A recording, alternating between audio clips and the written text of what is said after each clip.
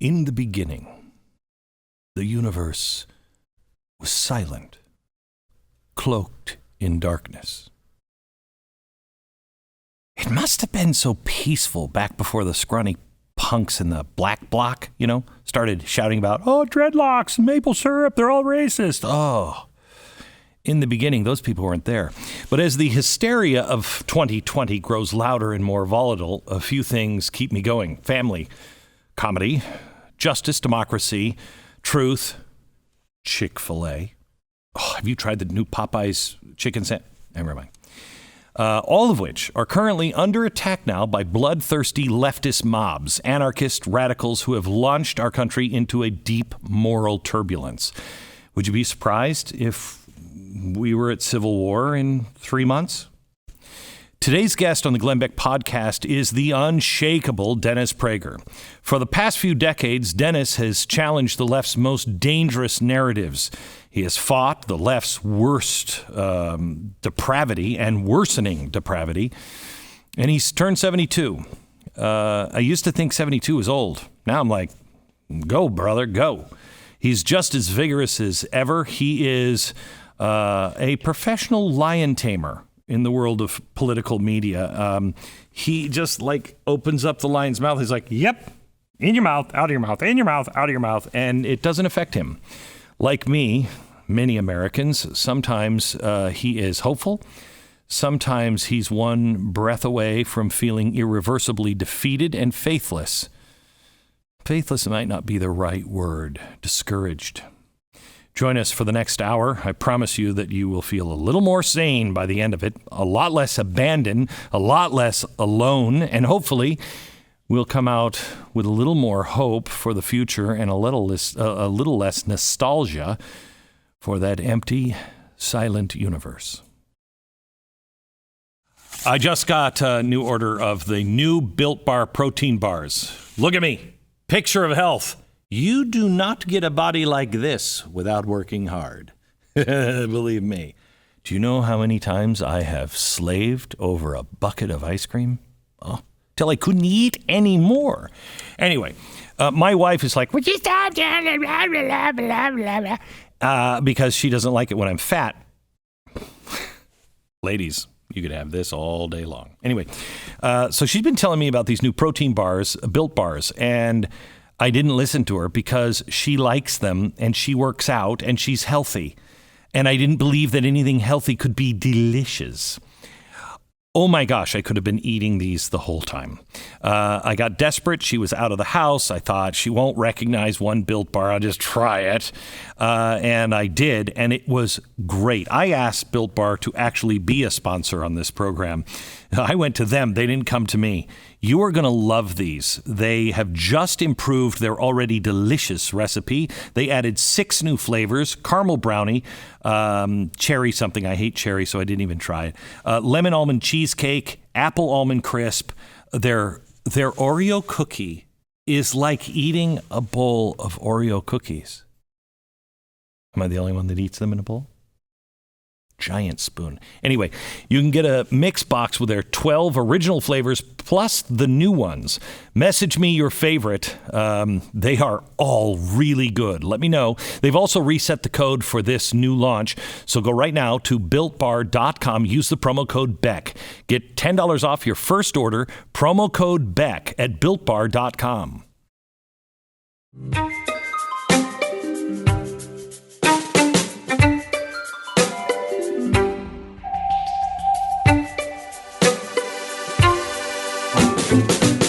Dennis, I want to start with probably your biggest regret, which has to be you started Prager University as a non-profit organization.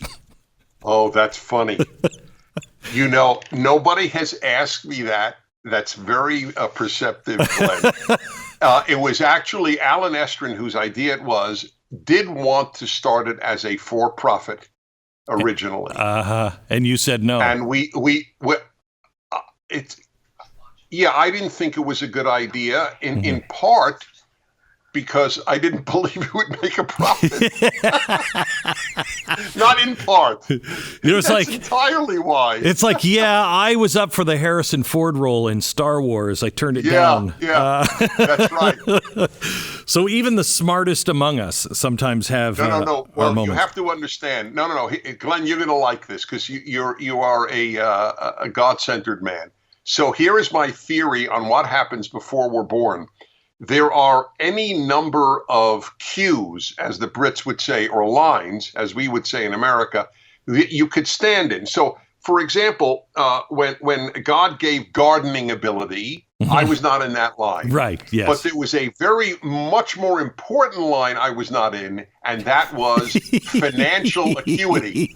No, I'm not joking. No, I know. I don't know how to make money. So I've always felt that if I could buy all the books, have the audio system I want, and live in a nice house, I am wealthy. Yeah. I never assumed having money made me wealthy, just having these perks that I wanted, which was stupid. It was completely stupid. But this, you have hit the perfect example of my lack of financial acumen.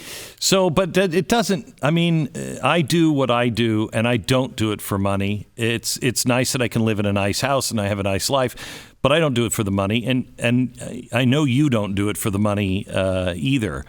What did you expect Prager University to be? Well, so again, I'm very, the word I'm using is transparent. Somebody on my radio show, I think it was a few months ago, just said, we call you Mr. Transparent. And I thought, that's correct. That's good. At a very early time in my radio career, I thought, why should I hide anything about me? The more real I am to people, the more effective I'll be. And it was a gamble, and it worked. So I'll be very transparent here. I'm very lucky. At a very early age, I knew exactly what I wanted to do with my life. I wrote it in my diary in my junior year in high school. I want to influence people to the good. I wrote that in my diary at the age of 17. And therefore, when you ask, what I foresaw with regard to PragerU, all I want is to touch people with the wonderful set of values that I think are the answer to evil. I have felt since high school that I had a cure for moral cancer. And I knew the only problem in my life would be marketing it. And I was right. I understood at 17 the issue. The issue was not, do I have a cure for evil? It is, how do I get it to enough people? You have led an amazing life. You were there for the Helsinki Accords with Ronald Reagan. I mean, I was just a dopey kid, probably in my college years, still figuring out how to, buy milk and make macaroni and cheese on my own. And there you are at the Helsinki Accords. What do you remember from that? What was? Well, I knew that communism was evil, like I knew Nazism was evil. I claim, I take credit in the sense that I know that I have this gift. I don't take credit for the gift. Right. I know good and evil like a person with perfect pitch knows what an A flat or an E flat is. And I've known this I know it in people that I meet. That's why I have virtually never been personally hurt by a person in my life. Wow. I detect crap so quickly that it would doesn't explain our friendship then. I may be the first to fool you. Yes, you're correct. You're cracking me up. If you turned out to be a bad guy, I will then advertise. I was duped. Finally, I want all your great wealth. You sitting there in an office looking like Mr. Potter from It's a Wonderful Life. So tell me. So anyway, I Yeah. knew communism was evil. Yeah. And and of course I knew Nazism was evil, but Nazism was dead and communism wasn't dead. Right. Communism is not dead now. Communism is now making its first serious inroads into the United States. So I don't know how it happened, but my name was given to the president then at that time, Reagan.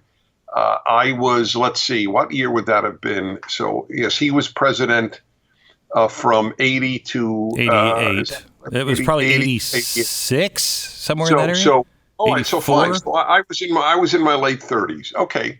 So yeah, so it was a great honor that he would have picked me. That they do is they take two non-diplomats to be a part of the delegation.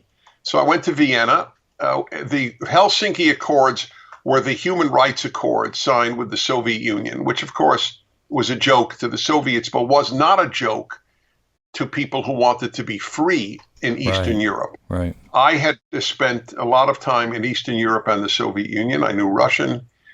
Oh, I had a discussion with the Soviet diplomats one day. I'll never forget, where I just said to them, we can print whatever we want in America in our media, including criticizing our government. And he says, no, your magazines are just as much part of your government as any of ours. And anyway, we print whatever we believe. I mean, it was like talking to a leftist in America today. Wow. It was pointless to argue. But it was a great experience. It was more of an honor. I didn't do much for the country in Vienna, but the country did a lot for me. How does it feel having that conversation then with what you knew was evil? And while we had a free press, it still was. It still was pushed to the left, but it isn't what we have now with the cancel culture and everything else. What are your thoughts on being there then, seeing that evil, and now we have it? Now it's over here and gaining in strength. Right. Well, you will find this very interesting, Glenn. I'm often asked, I'm sure you're asked too, what have you changed your mind about as you've gotten older? So here is a revelation that came to me in the last 4 years that shocked me. And it's, I think, a pretty unshockable, because I don't have much expectation of humanity.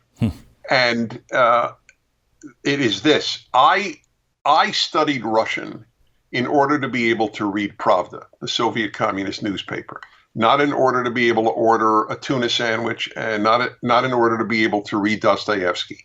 I was at the School of International Affairs at Columbia. I had only interest in, and by the way, to this day, I could say the Soviet Union condemns the Israeli aggressors against the peace-loving people of the Arab countries. I could say that in perfect Russian, but I cannot say, can I have a tuna sandwich? So that's the joke. I have Pravda Russian. It's really a joke. Anyway, I was convinced that the ability of the media to brainwash a society depended upon living in a police state. And I was wrong. The media can brainwash a society in a free state. Mm-hmm. That's what I now understand is happening. So, Dennis, you see it. You have a good judge. You know who James Lindsay is? The mathematician. Worked with Helen Pluckrose. I can't remember the name of the third guy. And they did the white papers where they just took Mein Kampf and put white males instead of Jews, and then had it submitted to peer reviewed. I have not seen that. Oh, you have to. They're incredible. You're right. And they are people that are all liberals. They're liberals.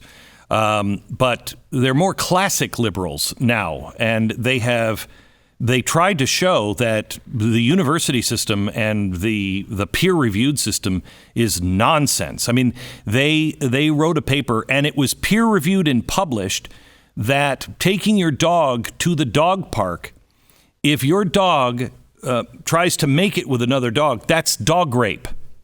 And it was peer-reviewed and accepted. It's crazy. Anyway, I talked to him about a year and a half ago, and he said, I'm very concerned about things, but he wasn't over the top. I just did a podcast with him a couple of weeks ago, and he said a couple of things that were really interesting to me. One, he's an agnostic, I think, at best.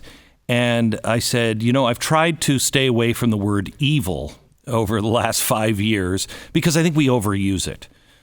But I look at what's happening in our country and how it's being dismantled and the lies that are being told through critical theory. And there's no other word to describe it but evil. He agreed. He said, me, I don't like that word. I don't like any of the theology around it or anything else. He said, but that is the only word that can describe it. And I asked him for a look into the future, and it wasn't a real optimistic one. He wasn't sure if we make it. So let me ask you two questions. America has been overtaken by something. Is it evil that we're all feeling? And how do you see this moving forward? Oh, it is evil. I don't have a hesitation. The word should not be overused, but no word should be overused. Even the word awesome. Yeah. You order something in the restaurant and the server goes, "Oh, awesome." So, yeah. Right. Awesome is, but so no word should be overused, but yes. The left has always been evil. Liberals are not evil. Liberals are weak, which enables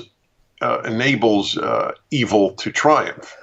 But liberalism and leftism have almost nothing in common. That liberals will not acknowledge this is because they have been brainwashed, and I can't think of a better word, into believing that their enemy are conservatives, whereas their enemy is the left. As Alan Dershowitz said to me in the movie No Safe Spaces, one could see it, in his apartment in Manhattan. He said, Dennis, as a liberal, lifelong Democrat, American, a Jew, I am far more afraid of the left than of the right. Which is exactly how I feel. I'm much more afraid of the left in America. I would in Germany. The right over in Europe, and this is where it always gets confusing. The right over in Europe, it's just it's like a train track. One is National Socialism and one is global socialism. You don't want either of them. Here, that's right. Our left is our right is maximum freedom. And right. As close as you can get to anarchy without it. Indeed, maximum liberalism. Yeah. We really do. We don't want to close down left-wing thought. Right. They want to close us down, and for good reason. The left has never been pro-liberty, never. From Marx to Lenin to Soros to the contemporary Democratic Party and your local university, the left has never been pro-liberty. French Revolution versus American Revolution is your classic example. Yes. The liberals have always been for liberty, but liberals are useful idiots to the left. And the left uses every group. But that if you want to ask me about that, that's fine afterwards. So yes, to your first question, yes, it is evil. To destroy the greatest country that has ever been made. And remember, unlike the left, I compare America to other countries, not to utopia. Mm-hmm. They compare, that's why their favorite song is John Lennon's Imagine. They imagine a world where everything is perfect. I never imagined that. Here's the irony. I tell my fellow Jews, most of whom are on the left, if there's any group that should be afraid of what happens when civilization gets weakened, it's us Jews, because the building first falls on us. When the pillars of civilization crumble, Jews get hit first. Never last, but always first. So this is that Jews would be pro-left is not only morally awful, it is suicidal. But listen, Americans are committing suicide right now by voting left. I mean, there's just no way around it. Your other question was with regard to optimism and where do I see this going? Yeah. Ask me after Election Day if the left, which is now the Democratic Party, it's no longer liberal. If the left takes over both houses of Congress and the presidency, it is I cannot see reason for optimism. However, I just want to make something clear, as I have to my listeners for quite some time now. I don't fight based on whether I'm optimistic or not. The guys who stormed Normandy Beach were not optimists. If they were, they wouldn't be peeing in their pants, as depicted very powerfully in Saving Private Ryan. I don't fight because I'm an optimist. I fight because I have to. It's true. The guys who fought for liberty and America before me were asked to give up their lives. I'm not asked to give up my life, but so the least I could do is fight while I'm living. So I don't really ask myself, am I optimistic? I ask myself, what do I have to do? So, Dennis, I was with one of the righteous among the nations, and I've told this story 1,000 times.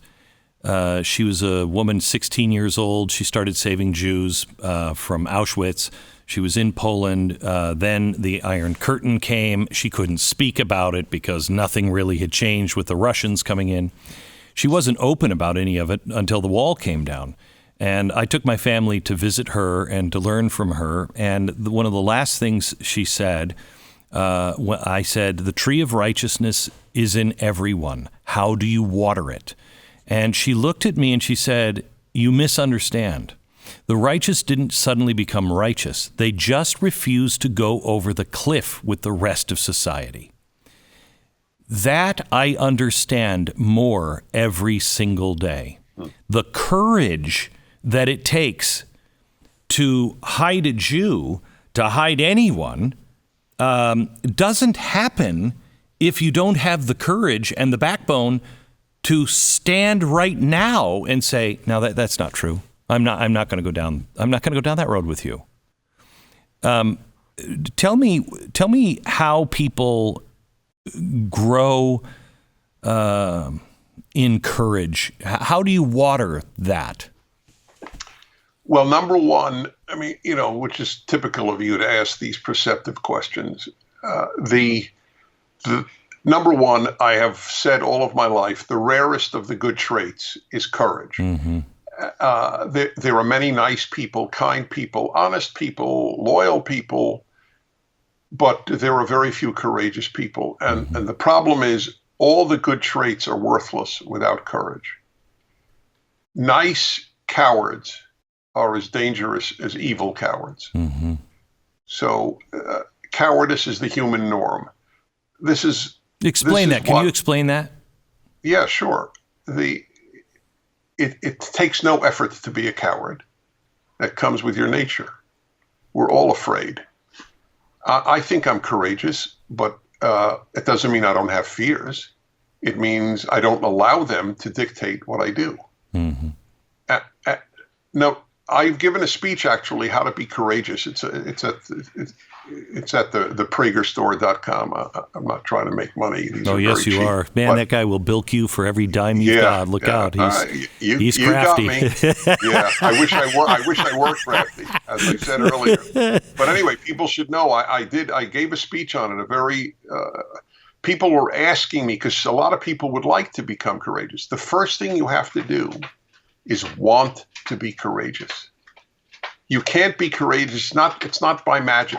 It's like, how do I play piano? Well, the first thing you have to do is want to play piano. Mm-hmm. And then you practice playing piano. So you want to be courageous, and then you practice being courageous.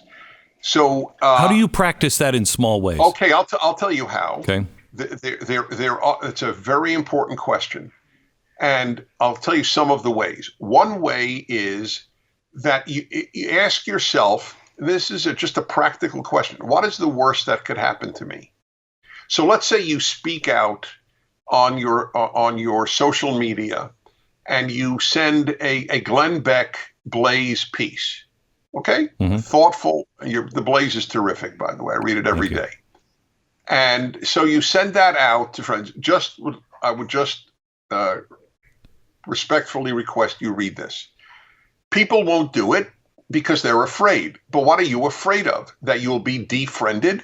Why do you want to be friended by people who are so awful as to defriend you because you sent an article they don't agree with? Would you do that? I wouldn't. Right. If somebody in my life, a relative or an acquaintance or even a friend, sent me an article from moveon.org or the equivalent, the New York Times, I would read it.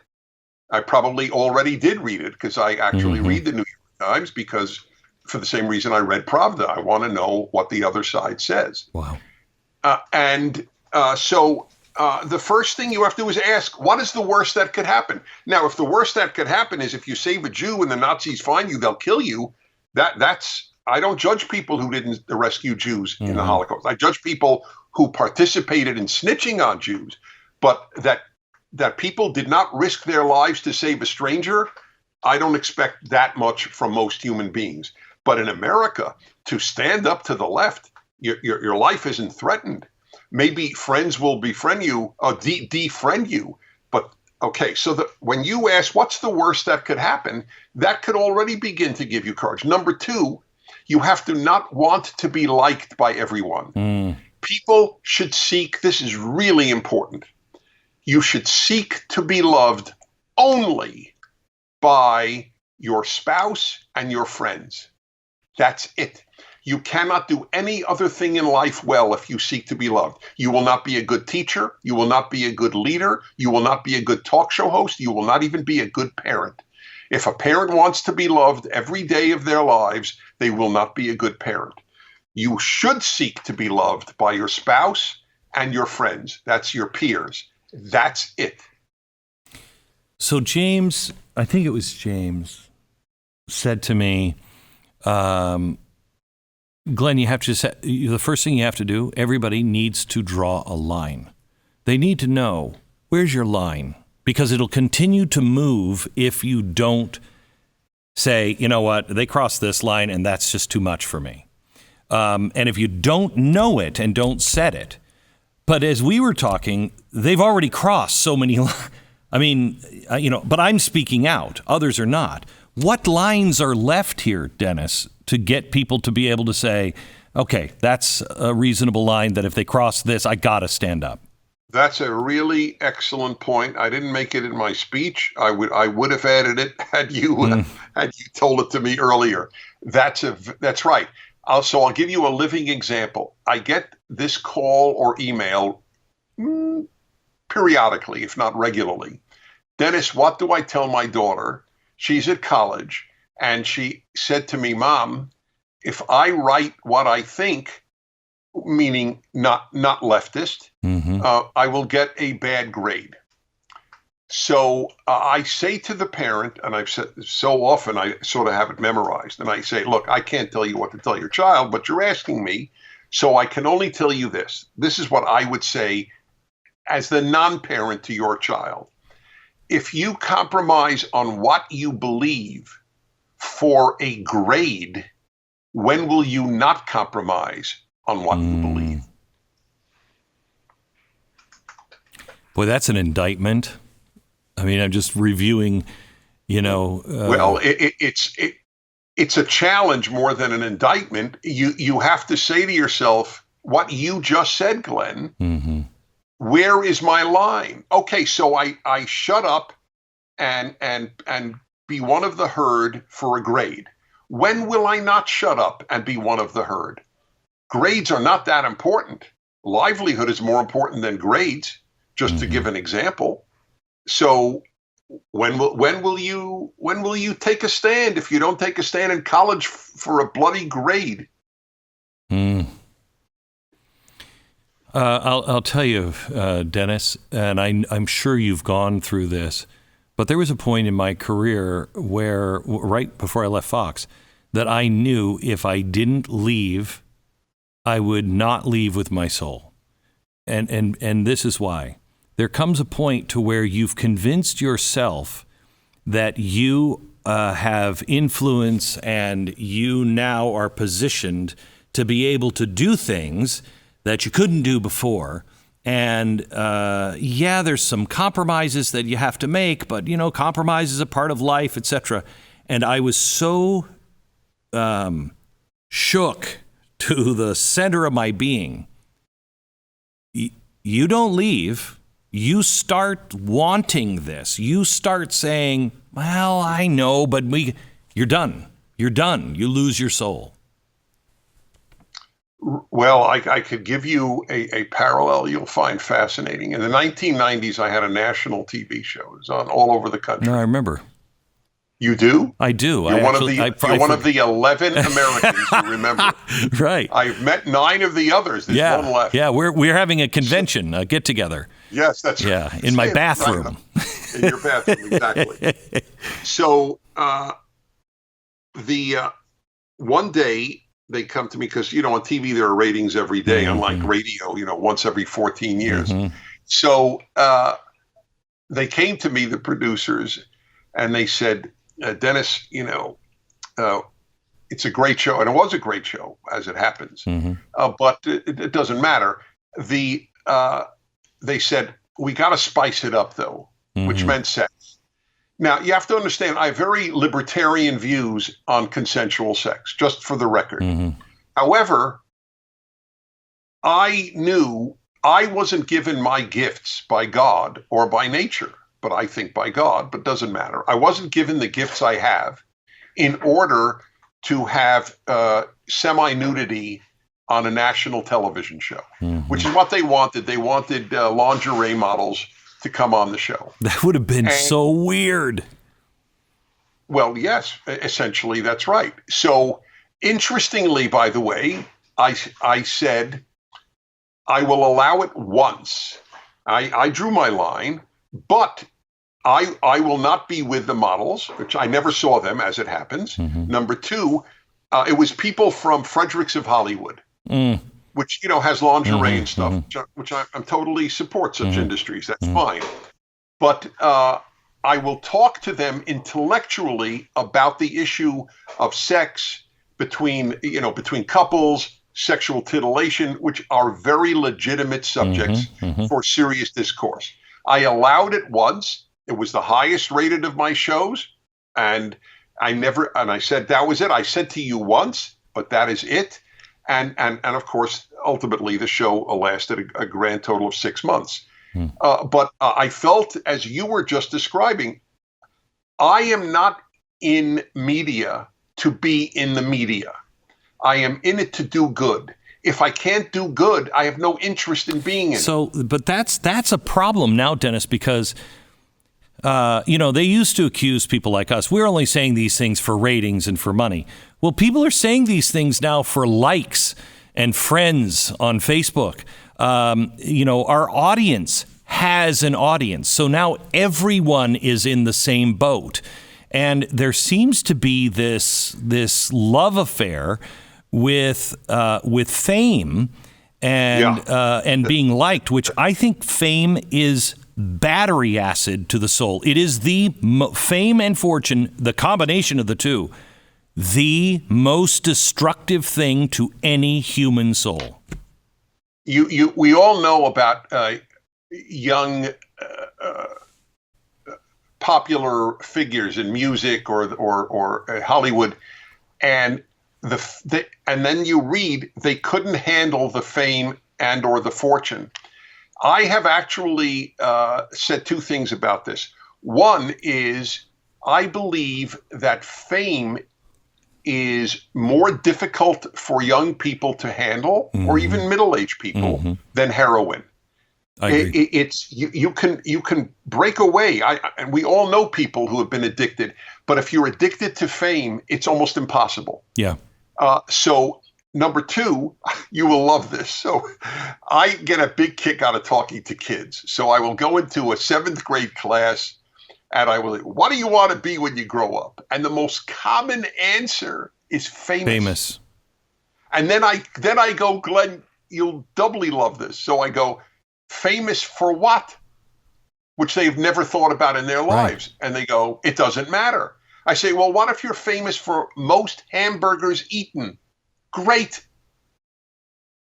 Not conquering cancer. Right. Most hamburgers eaten. Right. And it's weird because we are now entering a time where you can be the most genuine and the most real, that people are starving for authentic people. Just starving. It's why you're successful. That's correct. Yes. I'm going to tell you, I don't really care what the consequences are. That's just what I believe. And they're starving for that. And yet our children are being raised on social media to pose.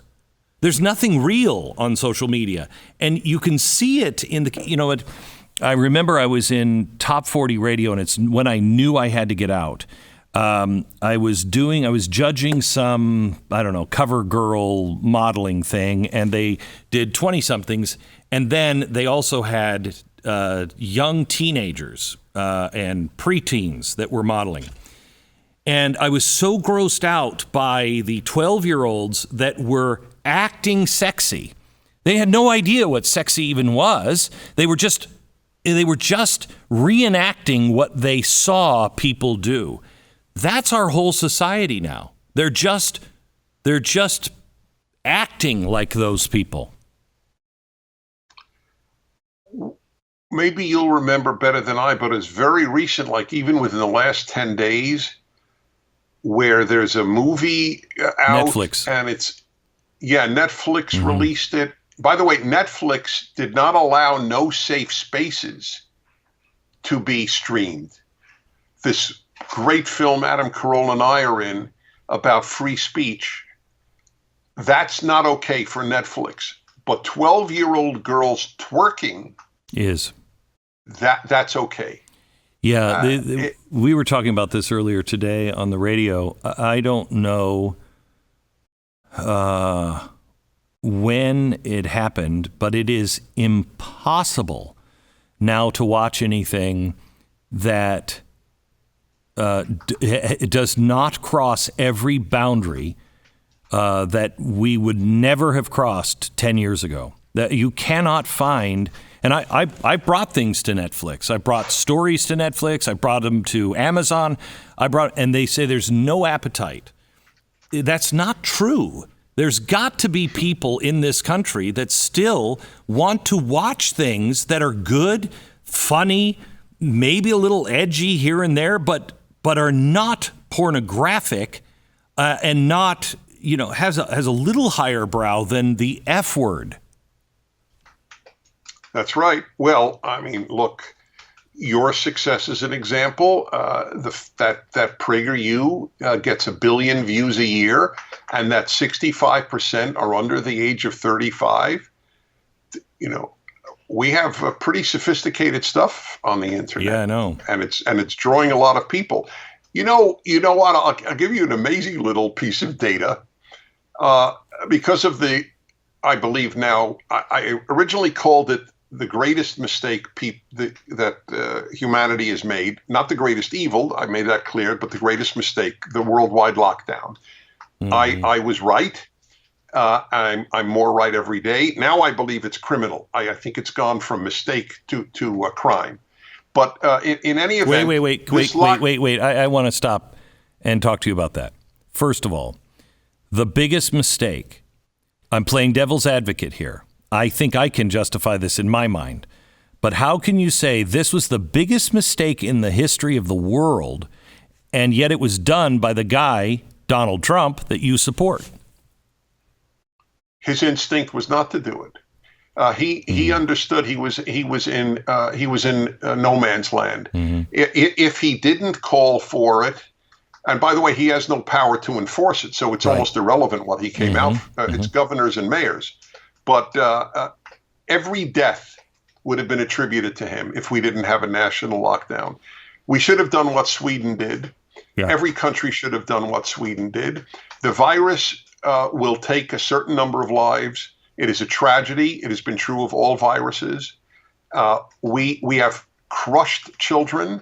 We have crushed the society. We have ruined tens of millions of people's livelihoods, and in the name of pseudoscience. Okay, so now give me the second half. Now you say it's crossed over into criminal. Yes, in California, that restaurants are still closed for in-room dining is I believe a crime. I do not understand how Gavin Newsom gets away with it. I really don't. The supine nature of the American people is one of the most distressing aspects of this. I had a rally 3 months ago in front of City Hall, in front of another little man with great power, Eric Garcetti, the mayor of Los Angeles. I spoke at a rally to open up Los Angeles 3 months ago. Only 200 people came. By the way, I hugged 40 people, mask-free. And one of the reasons is that I believe that I will be taken care of because of hydroxychloroquine and zinc. This is one of the scandals of my lifetime that the social media shut down doctors, epidemiologists. Oh, I know. Who tell you the obvious truth. Uganda has virtually no deaths. One of the poorest countries in the world. You know why? It's over the because counter. Almost everybody is already taking it for malaria. Yeah. I'll tell you, Dennis, everybody in my family was diagnosed with COVID within 2 days of each other. As soon as anyone in the family had symptoms, I was symptom free, but everybody else started getting sick. I took zinc, Butranol, and hydroxychloroquine. Never got it. I have a compromised immune system. I'm the most vulnerable to it. Right. Exactly. So, are you? Anyway, I remember one of my tasks whenever, because of radio and speaking. Okay. I remember where the discussion began. Okay, sorry. So I don't. No. It was my task to remember it. So because of the lockdown, people could not go on Passover. Jews could not go to other Jews' homes, or non-Jews go to Jews' homes for the Passover seder. So I conducted one on the internet with a dear friend of mine who is a psychiatrist at UCLA Medical School. So I conducted this with my friend, and I expected a couple of thousand people. I'm only making your point about the hunger for quality. Do you know how many people saw it on YouTube? And there's 250,000 people. A Passover Seder. 250,000 views. And you figure most of the views, very few people are alone. That's like 500,000 people. And it's not, there were no visuals. I'm just sitting there, right? With matzah, right? And matzah is not sexy. Yeah. So the hunger for quality, obviously, this is key. It's another time I come on your show, I could do an hour on one word: interesting. The essence of communication is to be interesting, and I learned it because I'm in music. I conduct orchestras. And my whole life, I have wondered, why do I prefer this conductor's Brahms Fourth to this conductor's Brahms Fourth? And it's been my whole life I've been trying. Why do I don't understand. And then I realized this guy holds my interest. This guy didn't. You're interesting. If you weren't, you would be in a different field. I am interesting. You can disagree with me, but I'm interesting. Interesting is everything. So you have to make a Passover Seder interesting. A lot of religious Christians and religious Jews forgot to make their religions interesting, not phony relevant with a guitar. Interesting. Dennis, are you familiar with the World Economic Forum's The Great Reset? No. Would you do me a favor sometime today, go to the World Economic Forum and look at the Great Reset. Go to their website, look it up. Okay. When you say it's criminal, scary. When you say it's criminal, I believe we have tied together several big organizations, and the World Economic Forum is right there in the leadership role for the Great Reset, where we're not going to have normal. We're not going to return. Right. We That's are. what they want. They are now talking about. I can't remember exactly what they call it, but it was like socialist capitalism. What it is national socialism. You might still own the company, but the government will tell you what to do with it. And it is a global reset that they're working on. Yes. Basically, China will be the model. Yeah. It's terrifying. It's really terrifying. It is. Yes. So, Dennis, talk to me a little bit about the fight you've had with Google and the... I've been saying recently on the air, voices have been silenced recently in America, and it seems strangely to be no big deal for a lot of people. It's a big deal when you silence somebody on the left or the right to me. I'm a free speech absolutist. And I stand up for people on the left when they are silenced. And people I vehemently disagree with, because that's when you have to stand up. But I've been saying recently that if the left wins and gets their way, voices like yours, voices like mine, once Donald Trump stops being the giant flak jacket that he has become, and the attacks are zeroed back in on talk radio, et cetera, if they're in charge, we don't survive. Do you agree with that, or is that hyperbolic? There is no example of leftists in power and free speech remaining. It doesn't exist in human history. Liberals, great. Conservatives, great. Left, as I said, they do well. Liberty, not just even they don't. Liberty is not a left-wing value. Equality of result, not equality of opportunity. Equality of result, it might be a value. In other words, it's the French Revolution versus the American Revolution. Even now, I would say the Russian Revolution versus the American Revolution. It's even worse. So there's no question. Look, 50% of young Americans, or 48%, something, one of the two, believe, they say, we believe in free speach, but not for hate speech. Right. But of course, that means you don't believe in free speech. Correct. I mean, I'll give you an example, Glenn.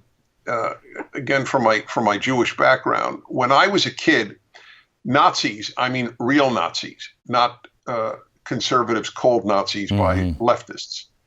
Real Nazis with real swastikas marched in Skokie, Illinois, a suburb of Chicago. The reason, because they're particularly cruel, was to march where a lot of Holocaust survivors were living. Correct. Which was in Skokie. Almost every Jewish organization that I could think of defended their right to march. People who advocate essentially the genocide of Jews. That is how committed people are and were to free speech in America, including myself. Do you know that America is one of the only countries in the West that allows Holocaust denial? Which is one of the, one of the most incredible lies of history. It's the most documented event in history, the Holocaust. And there are people, because they hate Jews, so they deny that the Holocaust happened.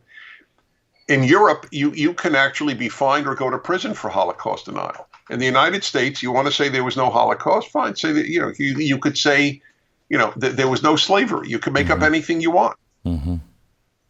But this is dying. When I was a kid, and I suspect you recall this as well, the commonality of, I may not agree with what you have to say, but I'll fight to the death for your right to say it. I mean, you sort of memorize that line. Yeah. I heard it a lot growing up. Yeah. So, Dennis, I know we're short on time. and I'm sorry, but I'm just pumping you for all personal information. I don't know if this is good or entertaining for anybody, or but I'm personally interested in a few things.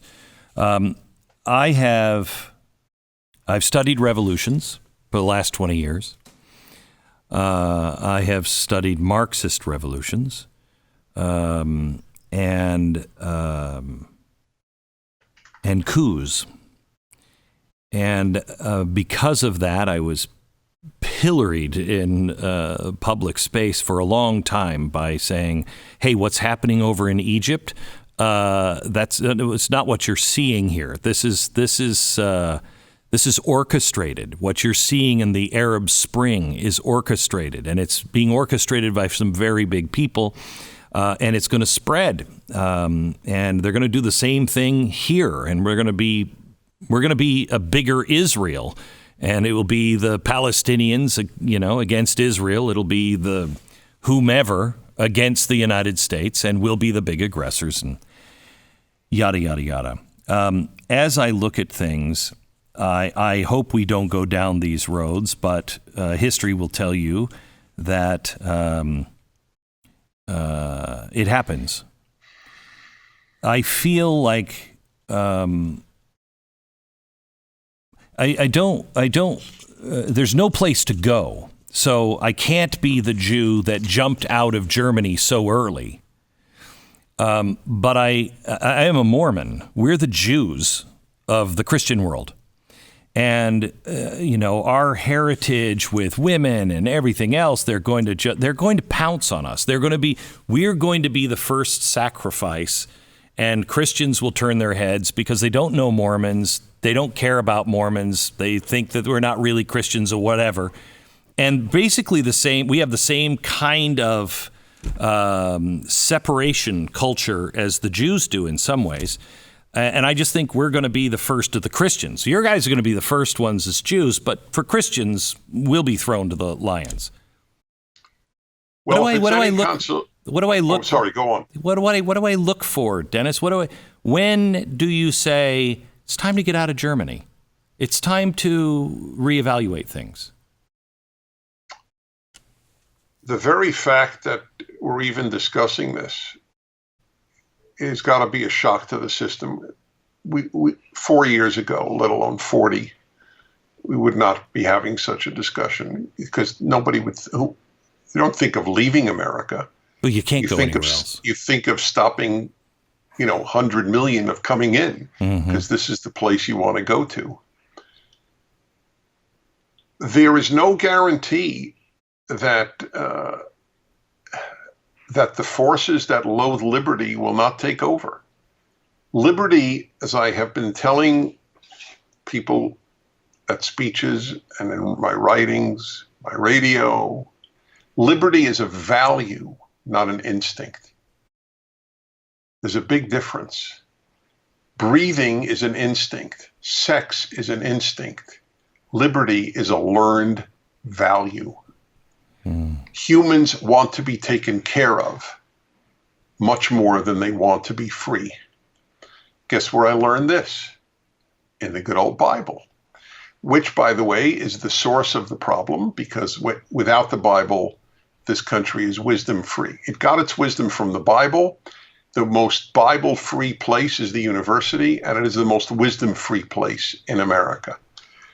So this is one plug I want to make. I know biblical Hebrew very well, and I've been teaching the Bible all of my life, and I am writing a commentary on the first 5 books of the Bible, the most important, if I can say, because everything is rooted. Christianity, the rest of the Old Testament is all rooted in the Torah, the first 5 books. I have 2 volumes out. It's called The Rational Bible. If people want to go to Amazon, they could read 1,600 reviews of people, many of whom are agnostic, and said, this thing made me rethink my agnosticism. So I'll give you an example of a wisdom thing I learned when I was 10. The Jews leave Egypt. They were slaves for hundreds of years, right? What is the first thing they do? They complain to Moses, let's go back to Egypt. We ate better. They weren't starving in the wilderness. They just preferred the food in Egypt. people rather be well-fed slaves than less well-fed, not starving, just less well-fed, free people. That's the human condition. That is why the Bible is eternal, because it's rooted in human nature, and human nature is eternal. And one of the aspects of human nature that is eternal is that liberty is a value. What is on the Liberty Bell? A verse from the Torah, from Leviticus. And you shall proclaim liberty throughout the land to all its inhabitants. Leviticus chapter 25. By the way, it shows you how the founders knew their Bible. Mm-hmm. Who knows Leviticus? Mm-hmm. You ask an American what's Leviticus, he'll think it's a horse running in the third and aqueduct. Right. Same with Deuteronomy. At this point in Deuteronomy that was the Correct. biggest source for any of our laws. That's right. Over everyone else was Deuteronomy. Yes. Dennis, first of all, let me give you a plug for your book. I have read your books, your 2 books on the Bible, and I just think they are so important. And Christians don't understand unless you can read the Bible in King James, but unless you understand it with somebody who reads Hebrew and understands all the oral traditions and everything else, you've never read the Old Testament. You've never read it, and it is your life's work. And the rational Bible, because I only use reason. Reason takes me to God. Can we do this again sometime, Dennis? I really Glenn, enjoyed you this. are a total joy. Anytime you want. God bless you. Thank you very much. And for the same fee. There he goes, piling the cash again. Yeah. Dennis Prager, thank you.